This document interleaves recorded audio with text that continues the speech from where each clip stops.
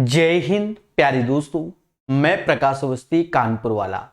आज प्यारे दोस्तों हम लोग एक सेट पढ़ेंगे जो कि 24/9/2024 का शिफ्ट नंबर 3 है। पहला क्वेश्चन आपके सामने, एक व्यक्ति की आय 16,500 है, वह इतना है, अगले वर्ष 24% बढ़ती है, फिर वह इतना। अब ये एक अच्छा क्वेश्चन, मैंने 3 स्टार लगा दिया है, यानी जब भी रिवीजन करें तो एक बार ध्यान देना कॉन्सेप्ट को। देखो, जब हम इसके ऑप्शंस में आते हैं तो सभी में परसेंटेज में इंक्रीमेंट है, यानी जो ये वैल्यू दी गई है इसका यूज नहीं है, लेकिन इसके रेशियो का यूज होगा। रेशियो का यूज होगा। देखो, आप खुद ही समझो, अगर मैं इनका रेशियो लूं तो 2 जीरो से 2 जीरो गए, 15 से ये 8 बार में गया और 15 से ये 11 बार में गया। यानी हम ये कह सकते हैं कि ये जो कैपिटल लिखी हुई है, मैं थोड़ा सा हल्का सा वो करूं, ये इनका रेशियो 11:8 हो गया, यानी इनकम आपकी 11 हो गई, एक्सपेंडिचर आपका 8 हो गया। तो सेविंग क्या होगा? तो दोनों का अंतर 11-8 का अंतर 3 हमारा सेविंग होगा। ठीक है, यानी हम इस वैल्यू से बचे, क्योंकि आगे चलकर अगर हम वैल्यू का यूज करेंगे तो और डिफिकल्ट हो जाएगा। अगले वर्ष उसकी आय 24% बढ़ती है, 24% बढ़ती है, तो 11 का 24% निकालना आसान है, निकाल के ही जोड़ दो। तो 24 लिखा है तो 4 ऐसे, 4 2 6 और 2 2.64 इसमें जोड़ोगे तो 13.64 उसकी क्या हो गई? इनकम हो गई। और एक्सपेंडिचर में कह रहा है कि प्रभु 10% कम होता है, 10% यानी इसका 80 पैसे कम कर दोगे, यानी 7.20 हो जाएगा। तो उसकी बचत में प्रतिशत वृद्धि अब घटा लो, 64 में 20 गया तो 44 आ गया, और 13 में 7 गया तो 6 आ गया। यानी कहीं ना कहीं आप देखोगे, पहले बचत 3 थी, आज 6.44 है, तो दोनों का अंतर 3.44, और सेविंग पहले की उससे देखोगे 3 × 100। अब थोड़ा सा आप ऑप्शंस पे निगाह मारो, अगर हम यहां पर भाई गुणा कर दोगे तो 344/3, 3 से जब भाग दे रहोगे तो 114 पॉइंट समथिंग, 114 पॉइंट समथिंग, क्योंकि 3 से एक बार में 42 14 114 पॉइंट समथिंग, तो नियरेस्ट में 115 ही आएगा, यानी हम सीधे यहां 115% अप्रोक्स लिख दे रहे। तो एक अच्छा क्वेश्चन है एग्जाम के अंदर सोचने के लिए। ठीक है, तो इन चीजों को हमें सीखना चाहिए, कैलकुलेशन से बचना भी चाहिए। क्लियर है? अब दूसरा क्वेश्चन, आभूषण का निर्यात कुल निर्यात का कितना प्रतिशत है? अब ये तो सिंपल है, आभूषण कितना है? 500, तो ये 500, लेकिन कुल निर्यात बोल दिया, यानी हमको जोड़ने पर मजबूर किया, तभी तो टोटल होगा। तो 20 80 100 50 50 100, यानी 200, 2 हासिल, 8 2 10, 10 दूना 20, 20 और 12 32, बाकी भूल चूक लेनी देनी, तो 3200 से भाग देना पड़ेगा। अब चाहो तो 4 से काट लो, 125, 4 से काटोगे तो 8 चौक 32 आएगा।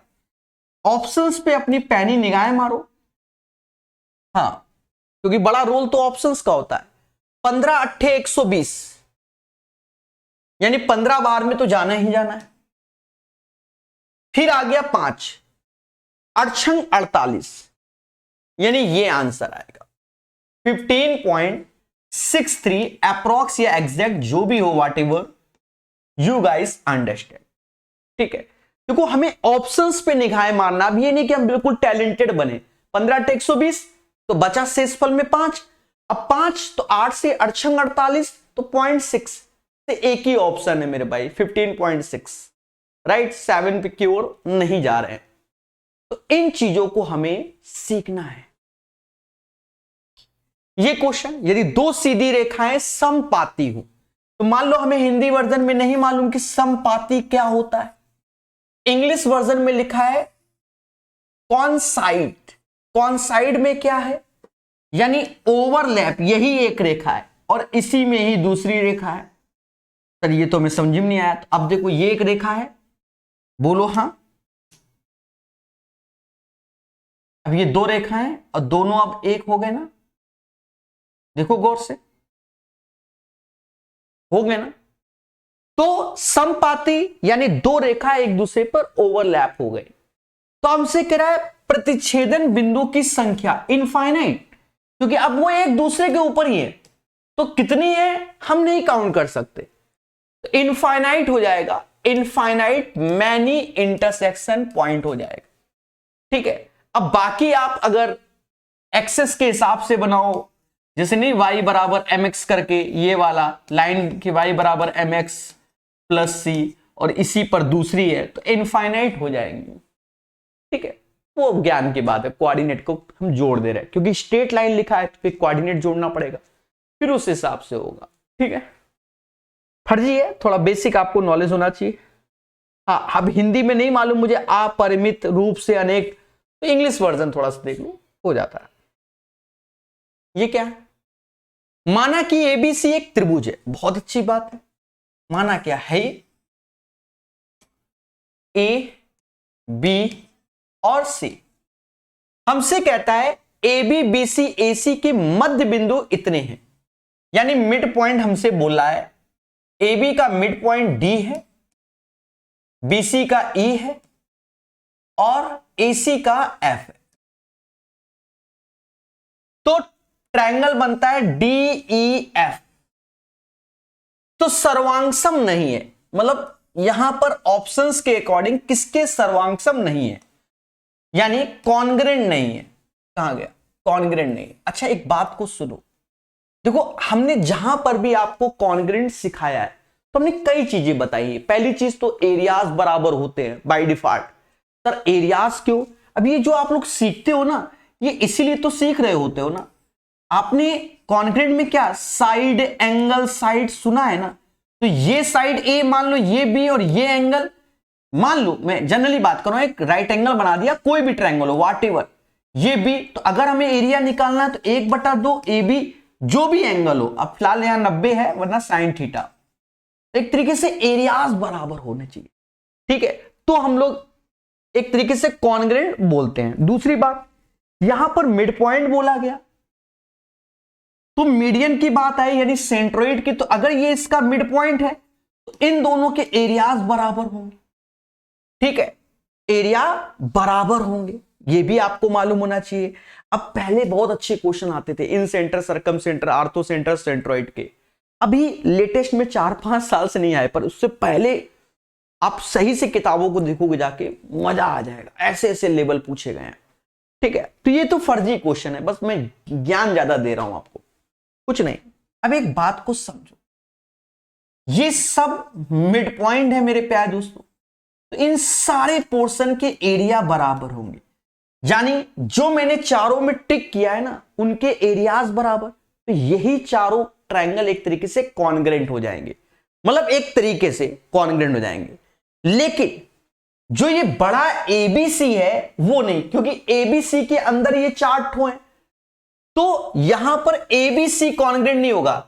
मतलब जो एरिया बीडीई का होगा, बीडीई का वही एरिया एडीएफ का होगा, वही ईएफसी का होगा, वही डीएफई का।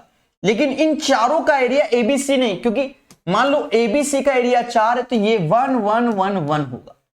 I hope you guys understand clearly. ये क्या है, सिंपल कर लेंगे हम लोग।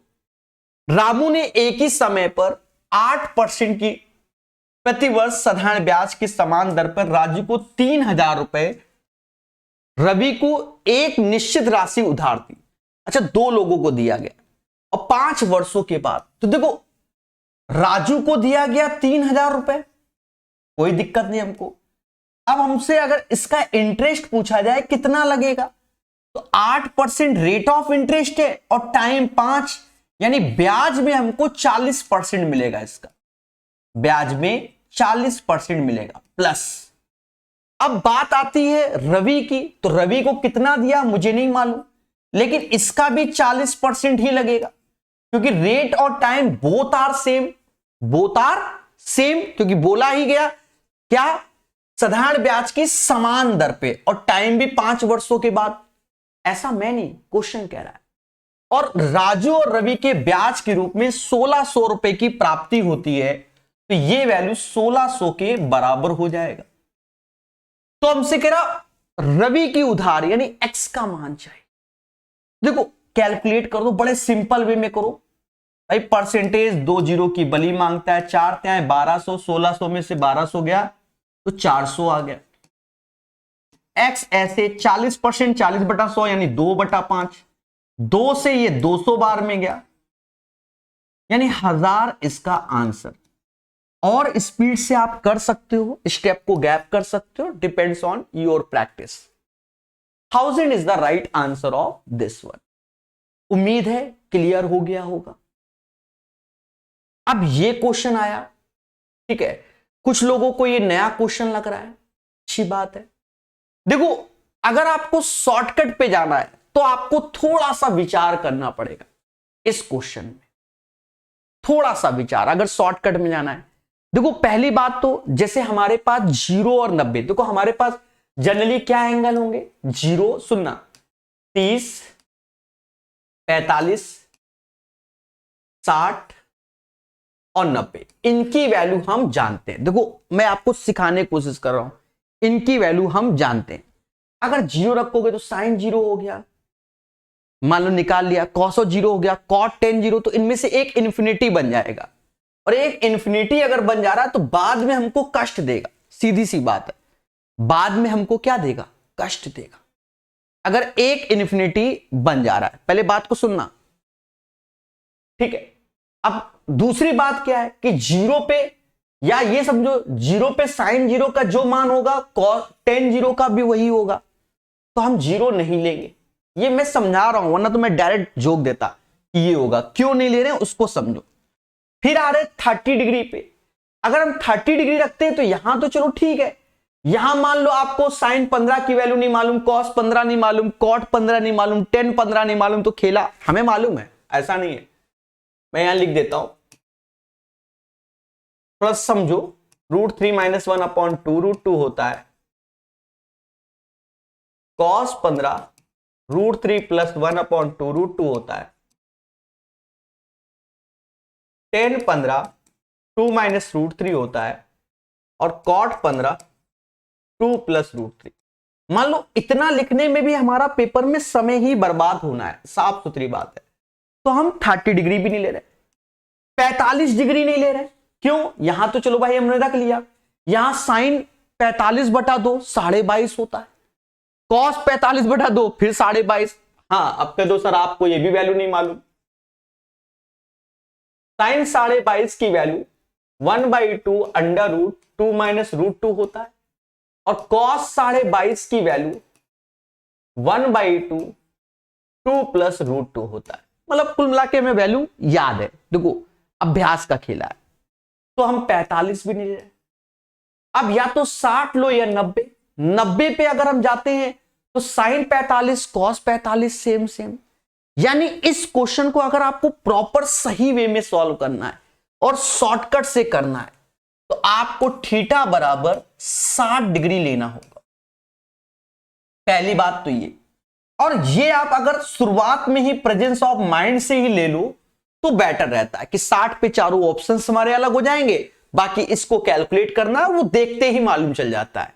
फिर भी मैंने समझाया कि कल को आप धरने में बैठ गए, सर 0 क्यों नहीं लिया, 30 क्यों नहीं लिया, आप सीधे जाके 60 है क्या बता दिए, कौन सा नशा करके पढ़ा रहे हो, इसलिए। अब देखो 60 पे हम चेक करते हैं, 1 + sin 60 की वैल्यू √3/2 होती है, cos 60 की वैल्यू 1/2 होती है, नीचे 1 प्लस √3/2 प्लस का 1/2। पेशेंस अभी भी। एलसीएम लेंगे, एलसीएम लोगे तो देखो 2 यहां पर, 1 यहां पर, माइनस का, यानी 2 में से 1, यानी ये बन गया 1 प्लस √3। यहां हो गए तो 2 ये बन गया, 1 ये 3, और नीचे 2 आएगा, दोनों के 2 कट जाएंगे, इतना समझ में आ रहा होगा, यानी 3 प्लस √3।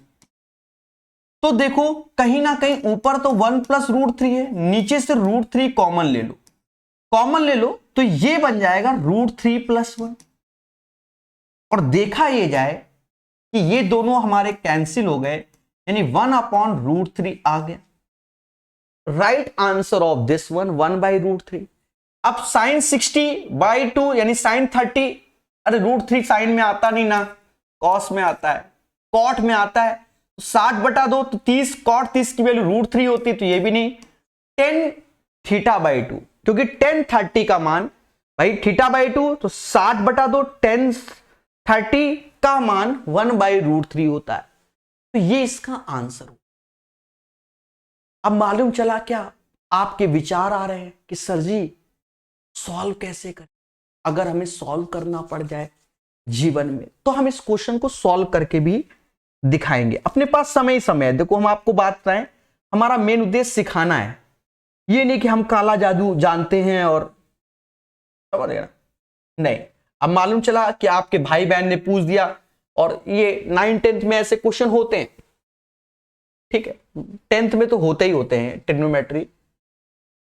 तो भाई बहन ने पूछ दिया आके, भैया बताओ, अब तो आपको सिखाना ही पड़ेगा। अब सुनो, 1 प्लस साइन थीटा, तो देखो 1 ऐसे, आपने साइन 2θ का मान सुना है, क्या होता है 2 साइन थीटा कॉस थीटा। अगर यहां थीटा है इसको लिख सकते हैं 2 sine θ/2 cos θ/2। Similarly cos theta अभी लिखेंगे, पहले तो यहां नीचे चिपका दो वही चीज। अब कॉस में भी आपने कई वैल्यू कॉस की सुनी होंगी, ठीक है। अब क्योंकि हमें ये 1 हटाना है और यहां माइनस में लगा है, तो कॉस में हम इसको जो ब्रेक करेंगे वो 1 - 2 साइन स्क्वायर θ/2 में ब्रेक करेंगे। सिमिलरली अब यहां प्लस लगा है तो हम इसमें ब्रेक करेंगे 2 कॉस स्क्वायर θ/2 -1 में। अब क्वेश्चन हो गया, 2-3 लाइन में ही हो गया, ज्यादा ये नहीं हाई फाई। ये -1 ये +1 गया, ये -1 है ये +1 गया। अब सुनो, ऊपर में ये 2 कॉमन लेके कट जाएंगे, ऊपर से क्या करो साइन θ/2 कॉमन ले लो, नीचे से कॉस θ/2 कॉमन ले लो, और अब ऊपर हो गया कॉस θ/2 प्लस साइन θ/2, और नीचे हो जाएगा साइन θ/2 और कॉस θ/2। और मेरे प्यारे दोस्तों हैप्पी बर्थडे हो जाएगा, चाहे लिखो चाहे ना लिखो, वो तो आपके अभ्यास पे है। tan θ/2 वो क्योंकि दिख रहा होता है, वो तो हम लिख के दिखा रहे हैं, वरना एक लेफ्ट हैंड नाम की चीज है ना, रब करते हुए भी दिखाए कि बेटा ऊपर से साइन कॉमन ले लो, नीचे से कॉस, वो कट गए, साइन अपॉन कॉस tan θ/2, नीचे कुछ भी लिखने की जरूरत नहीं। समझ गए? लिखना हमें पड़ता है कि आप सीखो, क्योंकि सॉल्यूशन पीडीएफ हम टेलीग्राम में प्रोवाइड करते हैं। मान लो कोई बच्चा वीडियो देखना नहीं पसंद करना चाहता मेरा, मान लीजिए, कम से कम सॉल्यूशन देख के तो समझ सके कि क्या कांड किया गया है। 6 के बाद 7वां नंबर, देखिए कुछ चीजें इसमें हाईलाइट नहीं हो रही थी तो मैंने लिख दिया है, ठीक है, पढ़ेंगे मगर प्यार से। दिया गया पाई चार्ट किसी संस्थान की विभिन्न hobby classes.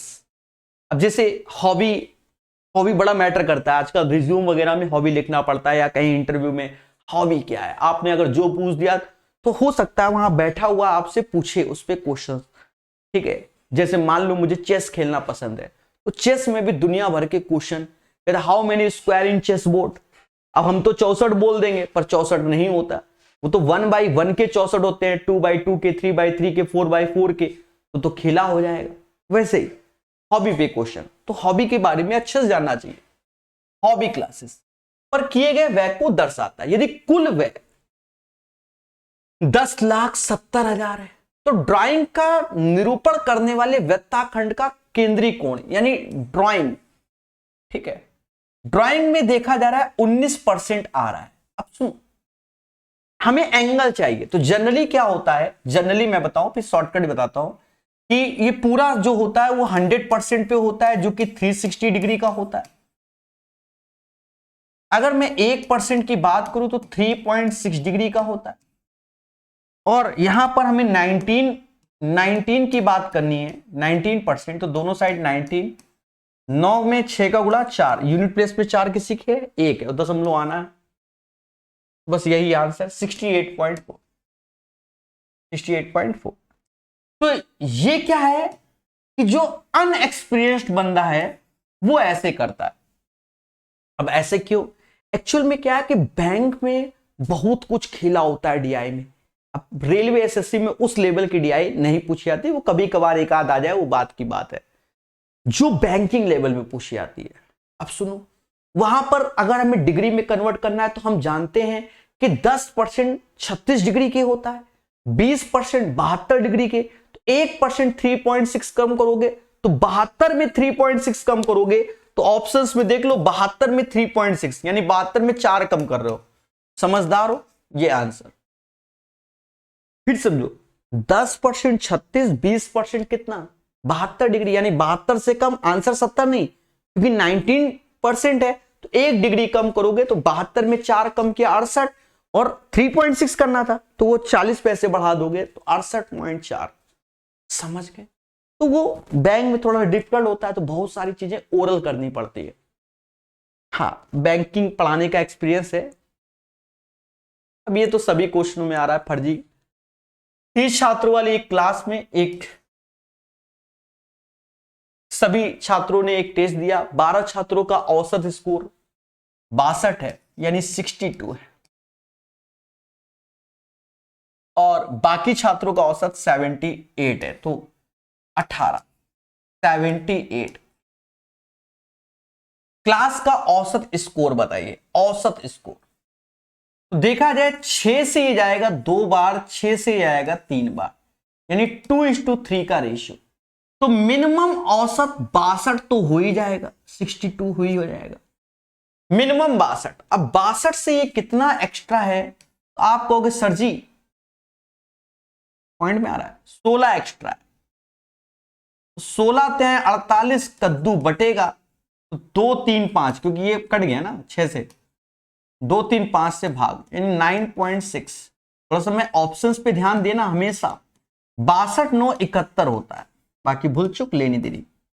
71.6 is the right answer question number 8 का, 71.6 हो जाएगा। ठीक है, अच्छा सेशन अच्छा लगा करे तो लाइक कर दिया करो मेरे भाई, बाकी जैसी श्रद्धा।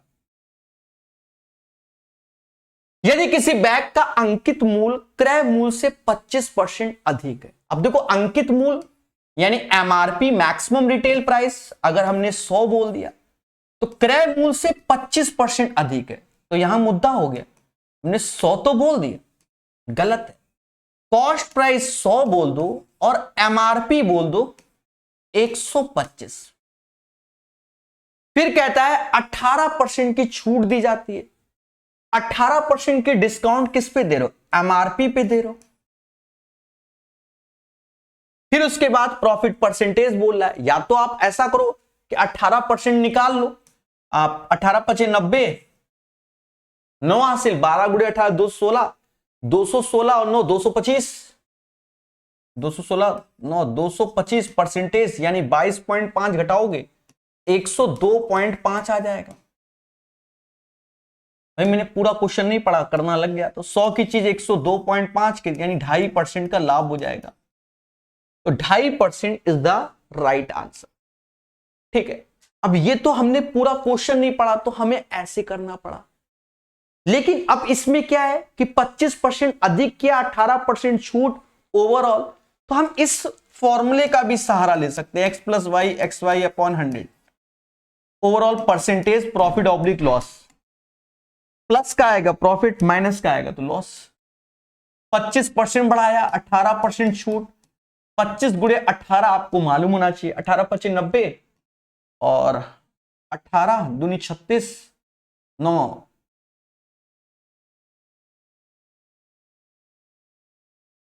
250, 450 आ रहा है, फिर 100 से भाग दोगे तो 4.5 आ जाए। ठीक है, 18 4 22, 25 में घटाओगे तो 2.5 आ जाएगा। प्लस का आ रहा है तो 2.5% एज ए प्रॉफिट हो जाएगा। सेकेंड प्रोसेस बेटर है in comparison of first one, right. तो ये प्रेजेंस ऑफ माइंड का खेला है। मुझे लगा कि हवा क्वेश्चन है तो मैं थोड़ा बेसिक में घुस गया। ठीक है, फर्जीता ये क्या दिया। अब जैसे ये डी आई है, मान लो पेपर टाइम हम कर रहे होते तो हो सकता है हमसे ना बने, हो सकता है, अभी तो सब बन जाएगा। नीचे दी गई तालिका में दर्शाई गई है प्रत्येक प्रश्न के अंक में सूचीबद्ध है, कोई ऋणात्मक या आंशिक मार्किंग नहीं है। परीक्षा में क्लास द्वारा प्राप्त अंकों का औसत क्या है। तो मेरे दोस्त आपको अगर नहीं दिख रहा होगा तो अंक ये हैं और क्वेश्चन ये है, क्वेश्चन ये है, यानी एक क्वेश्चन का 1 अंक, 2 क्वेश्चन का 2 अंक, 3 क्वेश्चन का 5 अंक, 4 का 10 अंक, कुछ ऐसा ही नजर मुझे आ रहा है।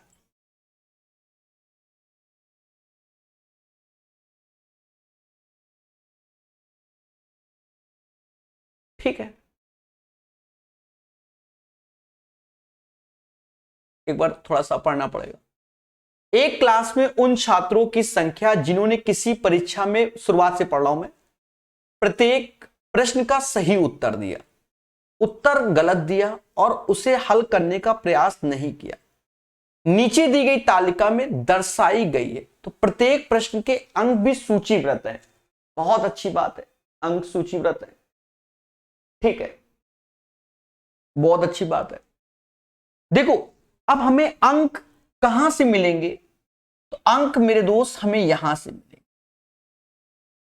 ये तो प्रश्न है, ये अंक है, सही उत्तर दिया, यानी 20 लोगों ने सही दिया।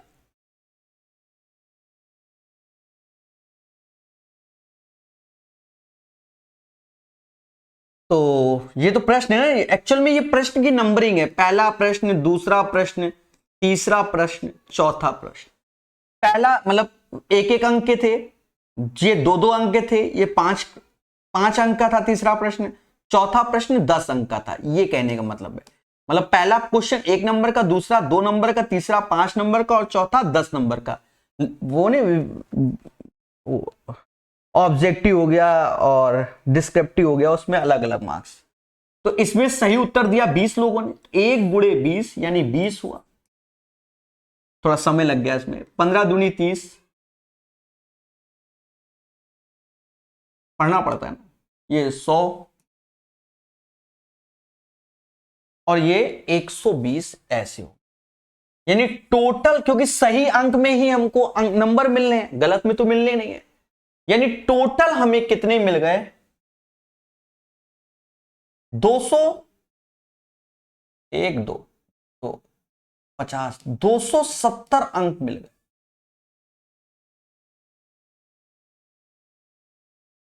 दो 220 और 50, 270 अंक मिल गए। अब हमसे कहता परीक्षा में कक्षा द्वारा प्राप्त अंकों का औसत। तो अब यहां मुद्दा है मेरे दोस्त, थोड़ा सा पेशेंस, थोड़ा सा पेशेंस।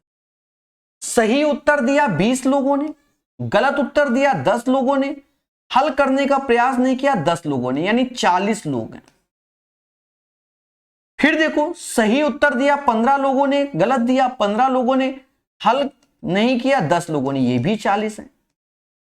तो ये भी 40 हैं, सभी 40 हैं, यानी यहां पर जो छात्र हैं वही 40 हैं। तो उन्हीं 40 छात्रों के बारे में ही चर्चा हो रही है।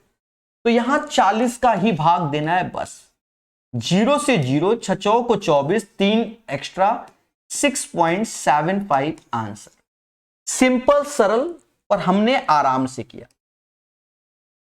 एक बार फिर से समझो, यहां क्वेश्चन 1 2 3 4 अलग हैं, उनके मार्क्स अलग हैं, ठीक है। सही उत्तर तो हमने टोटल मार्क्स निकाल लिया कि 20 1 15, क्योंकि औसत निकालना है ना।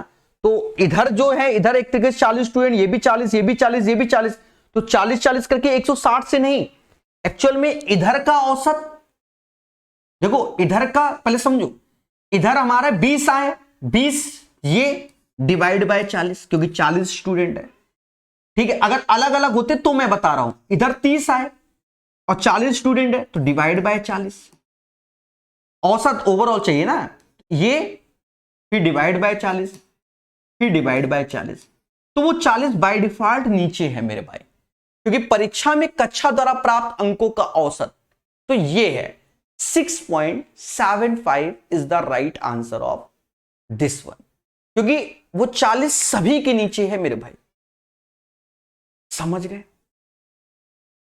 तो इसीलिए वो एक साथ 40 का भाग आपको देना पड़ेगा, क्योंकि 40 ही स्टूडेंट पे चर्चा हो रही है। चलिए, थोड़ा ज्यादा समय लगाया, मजबूरी है मेरी। क्वेश्चन दिया गया पाई चार्ट 240 दाताओं के ए बी ओ और ए बी रक्त वर्गों का डेटा है। रक्त वर्ग ए ओ इतना औसत, देखो यहां कह रहा है ए ओ ए बी का औसत, तो ए 90 डिग्री है और ओ 80 डिग्री है और ए बी 70 डिग्री, इसको जोड़ लो, 8 7 15 9, 15 9 कितना 24, 240। अगर औसत तो 3 लोग हैं तो 3 से भाग दो, अनुपात पूछा जा रहा है। और रक्त वर्ग बी जो कि 120 डिग्री है, इससे रेशियो, उसमें तो एक ही है, यहां 3 थे, अब कट्टा पिट्टी कर लो, 120 से ये 2 बार में गया, 2:3 इज द राइट आंसर। तो इसका सही आंसर 2:3 आ जाएगा। क्वेश्चन नंबर 11 का बहुत आराम से आपको सिखा दिया।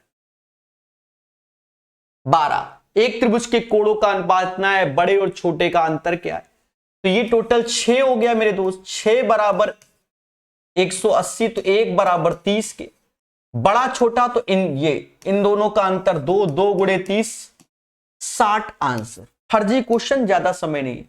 अब ये भी फर्जी है, बहुत आ रहा है आजकल। एक पुलिसकर्मी 82 kmph की चाल से चोर का पीछा कर रहा है, चोर 1300 मीटर दूर खड़ा है, 64 की चाल से भाग रहा है। यदि दोनों बाइक पर सवार है तो पुलिसकर्मी चोर को कितना समय लेगा, यानी यहां तो सिर्फ समय निकालना, अब तो सिंपल हो गया।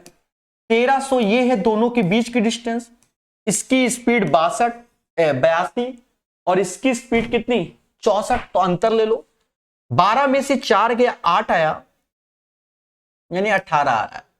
लेकिन ये 18 किस में है, kmph में, तो 5/18 कर लो मीटर पर सेकेंड, हैप्पी बर्थडे, ये टाइम, क्योंकि डिस्टेंस अपॉन स्पीड, भाग 260 सेकेंड आ जाएगा। फर्जी क्वेश्चन,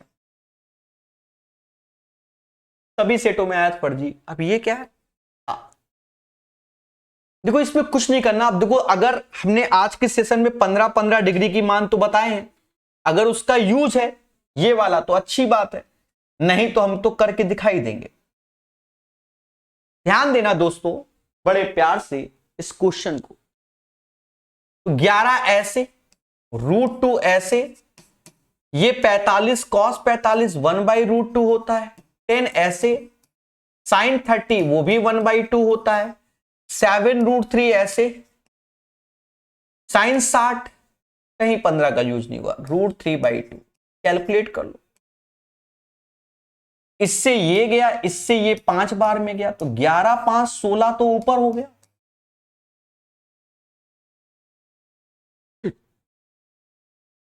नीचे आ रहा है 21/2, 32/21, राइट आंसर 32/21 आएगा। 32/21 is the right answer of this one. उम्मीद है सभी को क्लियर हुआ होगा, ठीक है। कोई डाउट नहीं होगा। देख लो रात को 11 बजे लेक्चर ले रहा हूं, ठीक है, फिर भी बच्चा सपोर्ट कम करता है, पता नहीं क्यों। कुछ ना कुछ तो हमारे अंदर कमी है ना।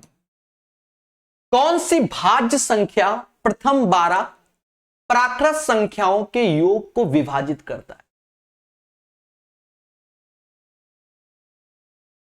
Which composite number can divide the sum of first 12 natural number? तो इसका तो फॉर्मूला n/2 n+1 होता है। अगर 12 नेचुरल है तो 12/2 6, 12 1 13, यानी ये आंसर होता है इसका। भाई n बराबर 12 नेचुरल नंबर बोल रहा है तो 1 2 3 से स्टार्ट होता है, तो n बराबर 12 और n प्लस तो 12 1 13। तो इसमें देखो ये किससे चला जाएगा, 6 से ही जाएगा। लो 12 है नहीं, 4 से नहीं, 8 से नहीं, always divisible by 6। Basic question. एक रेखा दो संकेंद्रीय यानी कॉन्सेंट्रिक वृत्तों को काटती है दया। कॉन्सेंट्रिक यानी समझ रहे होगे जिनका केंद्र समान होगा।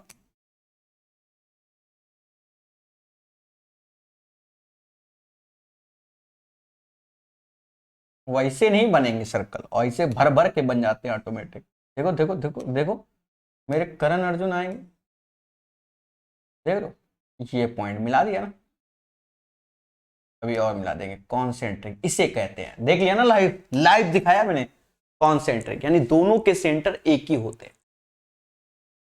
एक रेखा दो कॉन्सेंट्रिक वृत्तों को काटती है यानी कुल मिलाकर ऐसे होगा, ठीक है। देखो बहुत पेशेंस से करेंगे तभी ये क्वेश्चन होगा, गलत हो जाएगा मुझसे आज।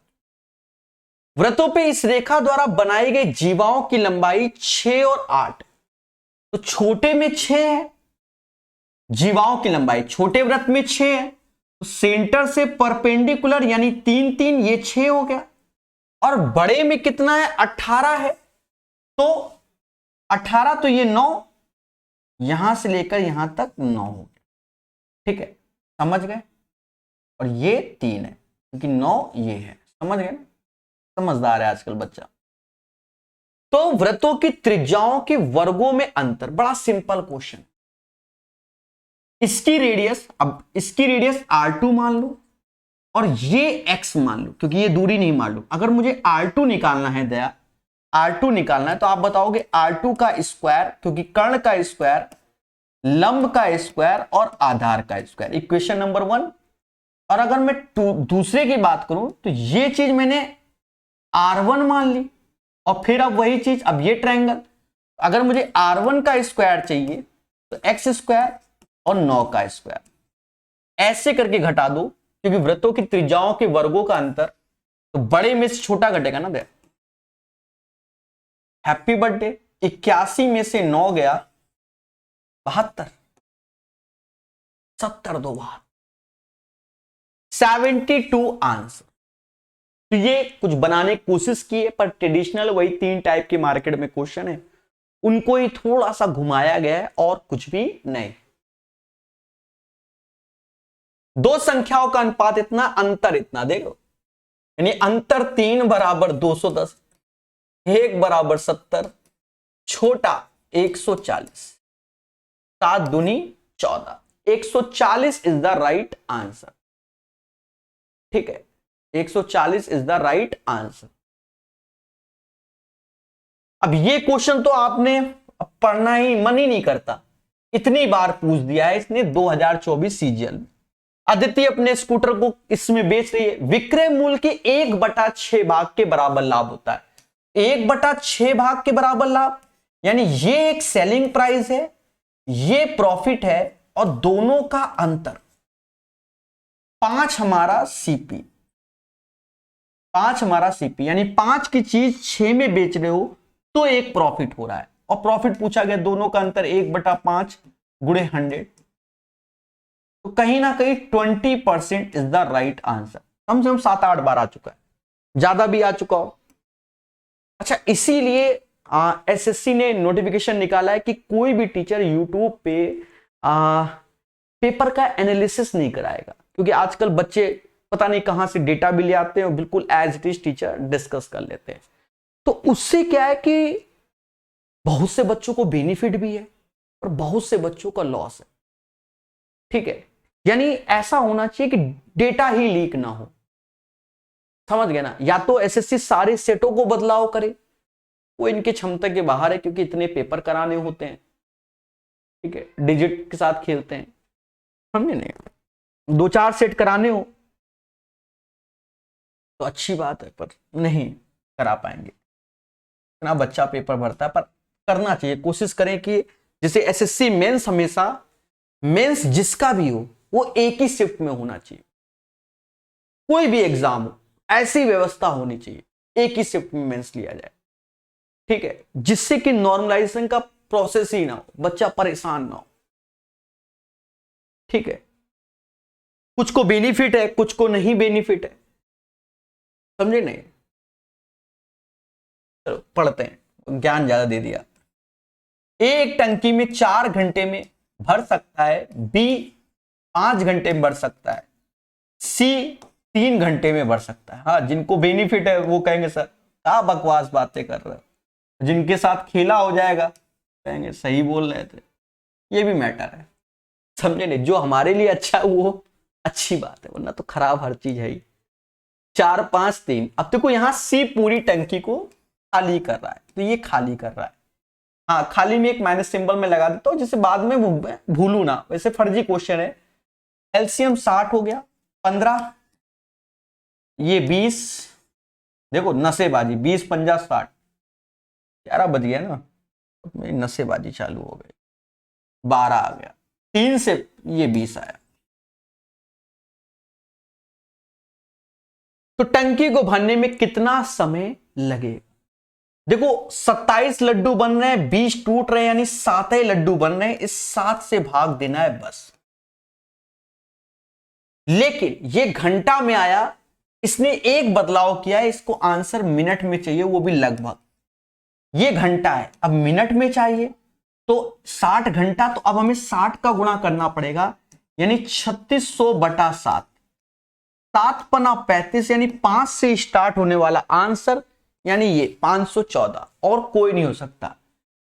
35 फिर 10 आया एक बार में, फिर 30 आएगा, तो 28, 514 पॉइंट समथिंग, समझ गए। तो नियरेस्ट चाहिए। ठीक है, 514 इज द राइट आंसर। 19 हो गया, चल 20 नंबर। इसके बाद 6 सेट बचेंगे, बाकी कंप्लीट हो गए पूरे। 30 सेट है, शायद 30वां नंबर सेट चल रहा है। 3 से विभाज्य है पी का मैक्सिमम मान। अब 3 से देखो 6, 3, 9, ये तो पी ही बचा। अब पी का मैक्सिमम मान 9 हो सकता है, क्योंकि 3, 6 नहीं, क्योंकि मैक्स चाहिए। 9 आंसर। इसका तो मुझे 0 ही लग रहा है। हाँ, क्योंकि कुछ दिया नहीं तो 0 ही होना चाहिए। If A plus B plus C, नहीं ये नहीं लिखेंगे, लिखूंगा यही, पर मैं x plus Y plus Z लिखूंगा, बराबर 0 होता है x³ plus y³ plus z³ बराबर। आंसर मैंने 0 घोषित कर दिया क्या? अभी रब करते हैं, 3 भी होने के चांसेस होते हैं ना इसमें। तो ये 3xyz के बराबर हो। ठीक है, अगर ये चीज 0 के बराबर, यहां देखा तो कह रहा है भैया ये तो 0 के बराबर नहीं, तो हमने इस पे देखा सही से, तो मुझे ये ऐसे नजर आया। बोलो हाँ कि सर यही नजर आ रहा है। ठीक है, ये नजर आ रहा है। अगर मैं इसका क्यूब करूं इसके पैटर्न के हिसाब से, तो एक तरीके से a³ प्लस b³, अब c का क्यूब तो माइनस में हो जाएगा, और बराबर, इसको हम ये नहीं देख रहे ये क्या दिखा गया, हम ये देख रहे हैं बराबर 3, a b और c निगेटिव है। फिट, अब देखो a³ plus b³ minus c³, और ये वैल्यू इधर आएगी तो माइनस माइनस प्लस हो जाएगा। और गौर से देखो यही तो चाहिए था हमको, तो 0 is the right answer of this one. इस क्वेश्चन का आंसर 0 आएगा। बाकी ऐसा नहीं है, आप अपने मन से कुछ भी खेल सकते हो मेरे भाई। देखो हम आपको साफ बताएं, कुछ भी खेल सकते हो इस क्वेश्चन में। ये डिपेंड करता है आपके प्रेजेंस ऑफ माइंड। देखो हम दुनिया भर की कलाएं सिखा सकते हैं। कला कैसे? मान लो हमने बी को 0 कर दिया और कह दिया ए बराबर सी के। पहले सुनना, बी को 0 कर दिया, ए बराबर 0, तो बी 0 तो ये निपट गया। अब ये दोनों निपट जाएंगे जब ए और सी के हो जाएगा, तो आंसर 0 आ गया। दुनिया भर की कलाएं आपको हम सिखा सकते हैं। It's depends on practice. वो तो मैं सिखा रहा हूं कि भाई ऐसा होता है। 1 वर्ष पहले बी की आयु ए की आयु की दुगनी है। 1 वर्ष पहले बी की आयु ए की आयु की दुगनी है, यानी 1:2 है। फिर कह रहा है 9 वर्ष बाद बी की आयु बी ए की आयु का अनुपात। तो बी बड़ा है, वो तो हमेशा बड़ा रहेगा, यानी 3:4 ऐसे लिखेंगे। क्योंकि देखो यही तो खासियत है क्वेश्चन की। कह रहा है 1 वर्ष पहले बी की आयु ए की आयु की दुगनी है, तो 1:2। अब यहां देखो 4:3, तो यहां बदल रहा है, इस चीज को समझो।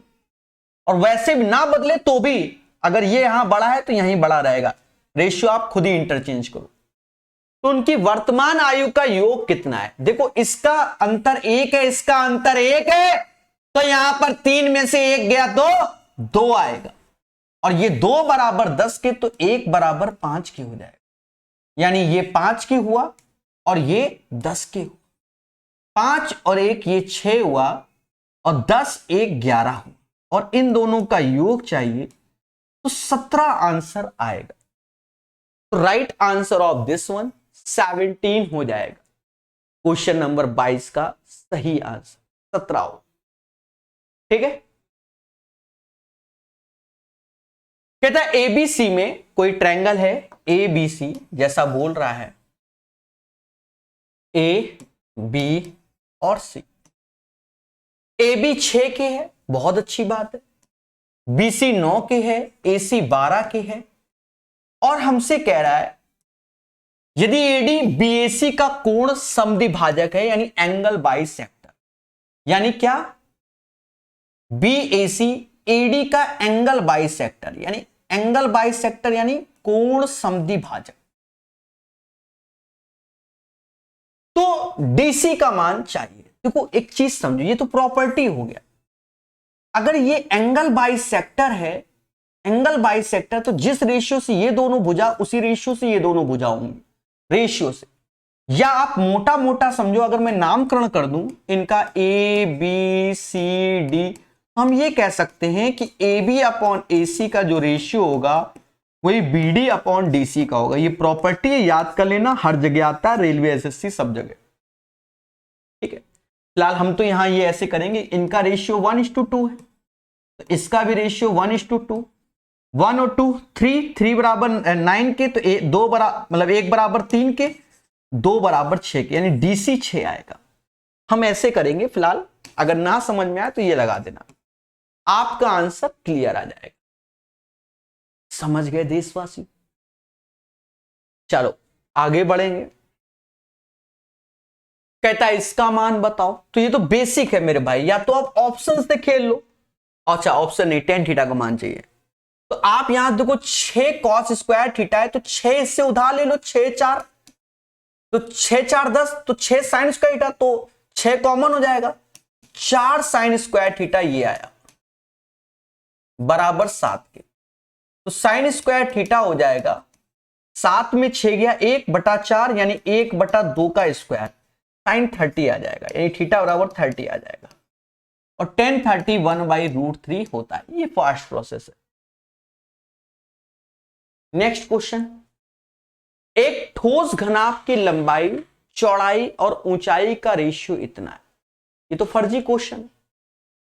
3 2 1 का रेशियो है, घनाभ का आयतन चाहिए, तो 3 2 1 का इंटू करोगे तो 6 आएगा, यानी 3 का मल्टीपल। तो कई सारे ऑप्शंस हैं, समझे नहीं? सारे ऑप्शन मुझे 3 के मल्टीपल दिख रहे हैं, तो ऐसा नहीं करवाना चाहता वो, कह रहा करो कैलकुलेशन। देखो तो यहां पर हमसे कह रहा है चौड़ाई 12 है, यानी 2 बराबर 12 के, तो 1 बराबर 6 के, तो 3 बराबर 18 के, इसका गुणा चाहता है।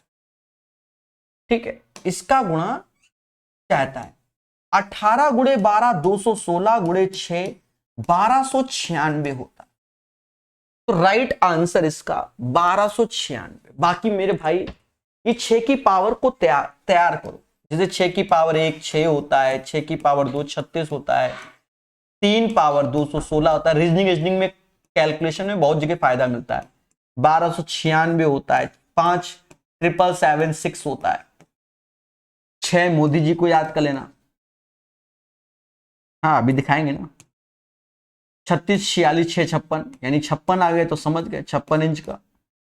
और ये 36 का क्यूब होता है, ये 36 का स्क्वायर होता है। तो ये छोटी छोटी बातों को आप तैयार रखोगे, कहीं ना कहीं आपको जीवन में हेल्प मिलेगी। उम्मीद है सेशन आपको समझ में आया होगा। धन्यवाद।